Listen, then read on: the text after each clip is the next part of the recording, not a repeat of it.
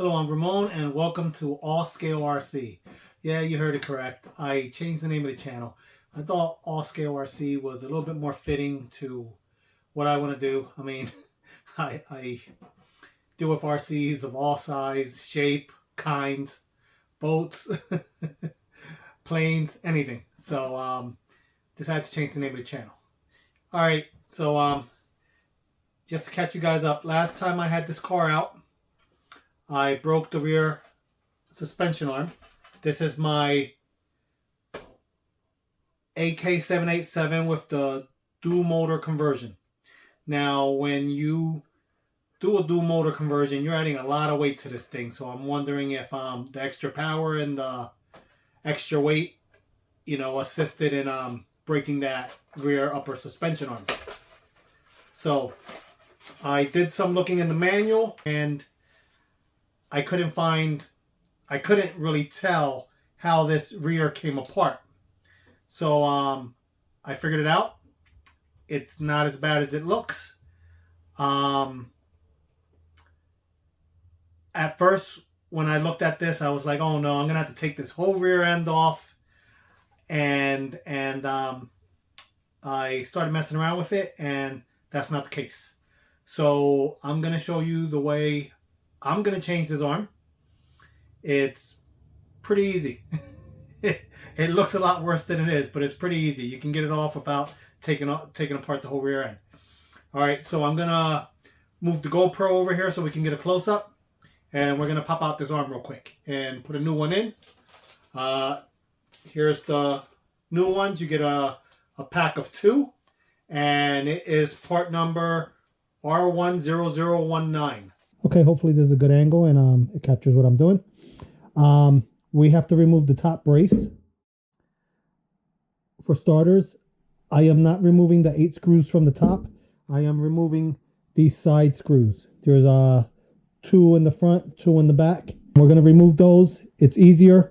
They screw into plastic versus the top ones that are in carbon fiber. They screw into aluminum, and those are Loctite in, so they're sometimes a little harder to get out, and sometimes you'll strip your screws. So we're going to remove those. I already removed the other side. That's one, and here's the other one. Now on this car, I did the dual motor conversion, so I relocated the servo to the top. So you'll have to remove the 2 screws on the left hand side of the servo. I already removed them, so now that frees up this top brace to allow you to be able to get to where we need to get to next. There are 4 screws here that you'll need to remove. Well, you can't see this one because the top brace is in the way, but the top brace is loose so you can move it around. But there are 4 screws you're going to have to remove. And that's going to allow you to slide this piece here forward. And by loosening the back, that'll allow you to wiggle this thing out of there. But let's get those screws out, and I'll show you.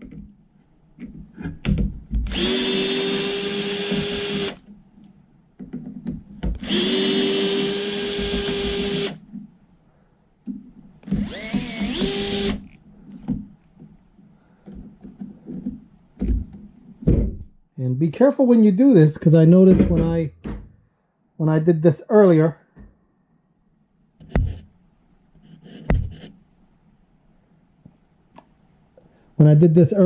I popped out my arm on the opposite side, and a little washer came out too. So, just be careful when you're doing this. Pay attention to what comes out. But you see how this, once the bracket is removed and you undo those screws, this piece will slide forward, and you could slide it out enough to get your arm out.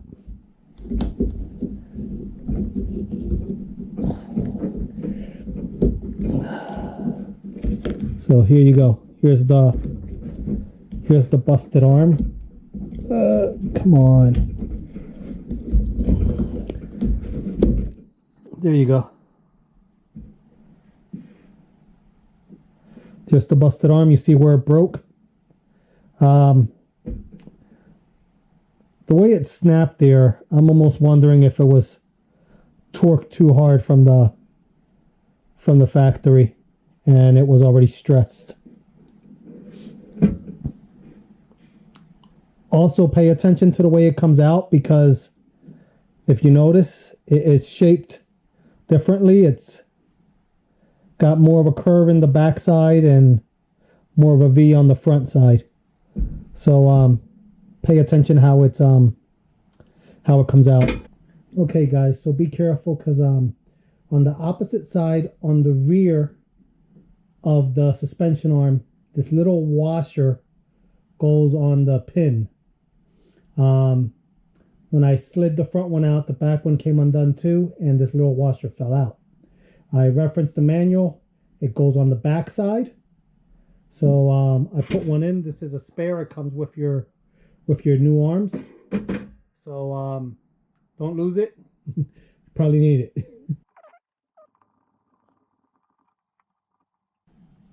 Okay, I don't know if you guys have one of these tools, but basically you use this to pop this ball end out. It makes your life a lot easier. Now there is the little washer is already on this one back here. It's so small you can barely see it, but it's right there. So I'm going to be careful not to have that drop off.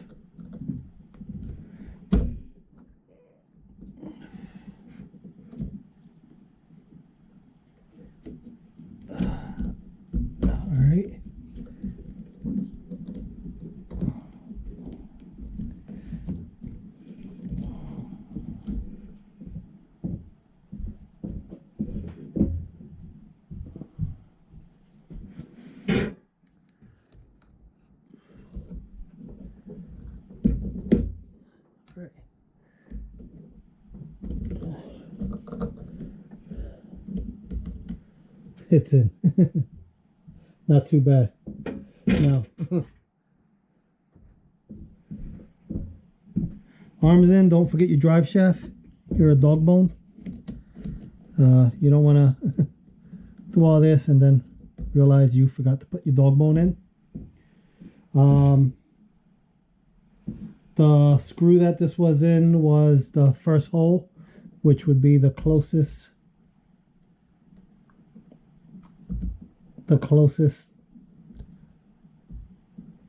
or the furthest away from the tire.